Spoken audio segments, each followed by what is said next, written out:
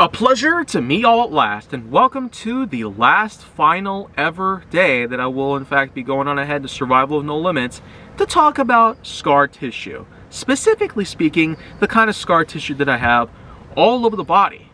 There have been tons of different stories I've been able to put together because of these different types of ordeals that have happened over the years. And I've basically gone on ahead and talked about a few different scars that had happened on the legs and a few on the arms. But wouldn't you imagine that there was one right down here?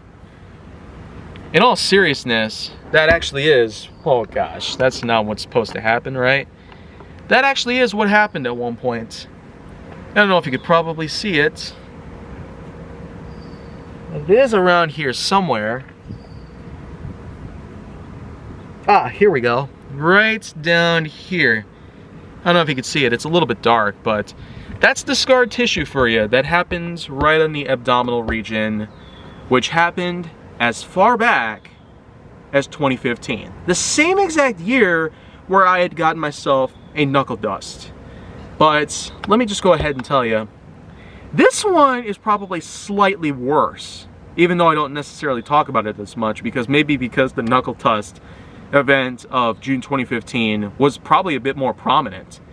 Because I will go ahead and say October 2015 was a point in time where we began to talk a bit more about my then blacked out YouTube channel, which had been out for more than 2 years due to the blackout period, as I am going to be calling it for the rest of my life, because that's exactly what happened. January 2013 was when it started, with a complete lockdown of my account, a complete and total transformation of it all, a complete total privatizing of the whole entire thing, and all the other sorts of things that would ever take place. But then in October 2015, well over 2.5 years later, we would actually have ourselves a bit of a follow-up on that whole entire thing. Another meeting that would take place inside of the main administration office. Vice Principal Vitali, as you might already know, was basically one of a few people whom I recall being there to talk specifically about this thing, to check up on how I was feeling about that experience back in January 2013. It was also the time where we actually brought along someone who was off duty from the local police department to talk with me on that sort of thing. Again, after I had already gotten used to the fact that I was no longer going to have my YouTube channel back. As sad as it pretty much was. I mean, that's what I had to deal with for a little while longer until I was actually able to get a hold of my account all over again. Thanks to the logon process, a little trick that I found, which I'm sure it probably could be done today, but I tell you, 5 years ago, man, the fact that I had already done that, I had just went out from under everybody's noses and got my account back without them knowing. I mean, I would have been in so much trouble by that point. Oh man, that's crazy. But anyways, October 2015, it was not only the time where that happened, but also because of this one scar that happened down here pretty much. But it's basically what you'd probably expect. It was a time where I actually worked at a bit of a tool shop related course with a Mr. Warner. Of course, of all the teachers that I pretty much had in my life, I consider Warner to be maybe like top 4, pretty much. Probably number 3, the way I see it. It's up to you to figure out what the second and first are pretty much at, and elsewhere, but I will go ahead and say that for the majority of my high school career, I did have Warner along in several different classes, including woodworking, metalworking, manufacturing, construction, autos, and a variety of other different things that we were able to pull off.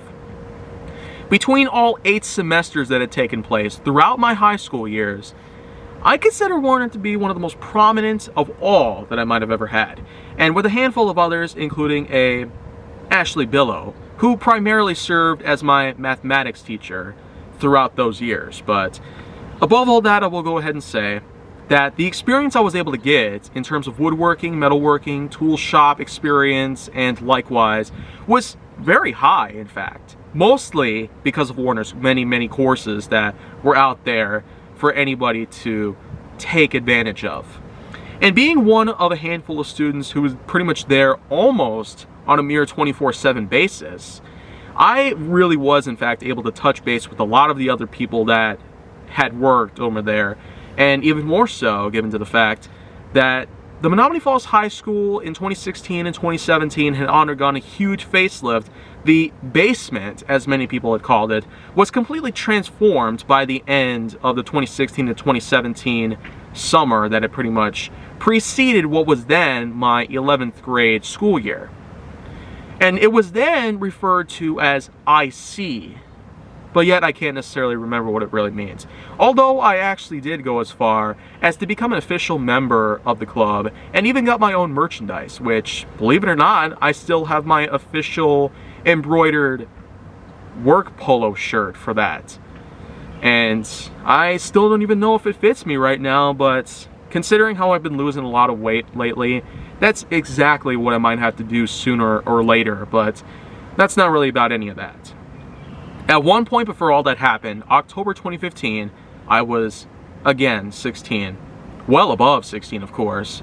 Going on 17, but before any of that ever happened, pretty much, I was stuck with foreign accent syndrome. I was stuck with a lot of people out there who still recalled the many things I did on YouTube years prior to the events that happened in then the present.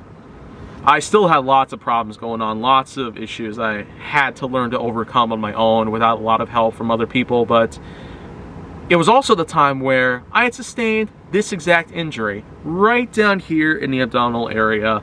And that was because at one point, I was basically doing a combination of woodworking and autos throughout the 2015 to 2016 school year, where I was a 10th grader at the time, but unfortunately speaking, we had a couple projects that we did that were wood-based, including building ourselves a TV trays, a dresser, a birdhouse, and lots of other things that people could do in woodworking or tool shop-based courses of all sorts of things that had taken a toll on today's school education and whatnot.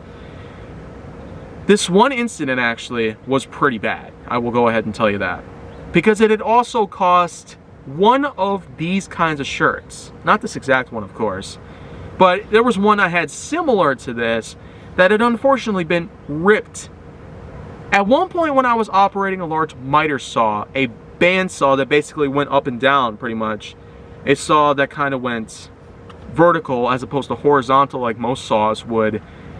At one point when I was going ahead to operating that thing to try and getting a piece nice and cut and straightened out pretty well, a chunk of the wood was basically sitting on the edge, and as I was finishing the cut right there, a bit of the cut piece ended up flying off, knocking the piece of wood off, and it pretty much left a nice mark right down there, as well as a small hole in the shirt itself. I tell you, how wood was able to scratch through my flesh, right through the spandex itself, it's still beyond me, the way I see it, but I still just cannot argue with the fact a chunk of wood flew off and sliced my abdominal cavity, just like that. So, I mean, that's just what I gotta learn to live with for the rest of my life, but it's still a pretty disheartening thing out there.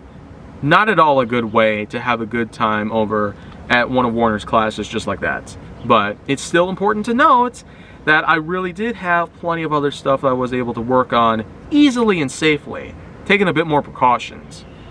So, of course, most of the time I try my best not to get injured, but then there were those times where they happen on accident.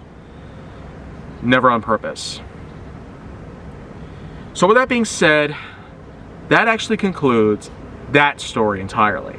A chunk of wood slices up my abs through a shirt, costing both the shirt and a chunk of my flesh right there, and leaving this one small scar that I probably should stop showing that area. Who knows, I might get age restricted for that, but that's it for Survival of No Limits, a tangent of where I talk about many scars on my body. 7 episodes worth, 7 different scars that I had 7 different time periods that I was in at the time where I had obtained these injuries and these scar tissues. Here's 1, here's 2, 3, 4, 5, and 6 and 7 on both legs. So that's just pretty much gonna cut it. But I will in fact be around with a whole new location, obviously, with a whole new outfit probably, And with, of course, a whole new trend where the topics out there relating to my life and relating to survival itself. And so, if you want to see more go down on my channel, then make sure that you like, subscribe, comment, follow me on social media, and stay on the Hollywood side.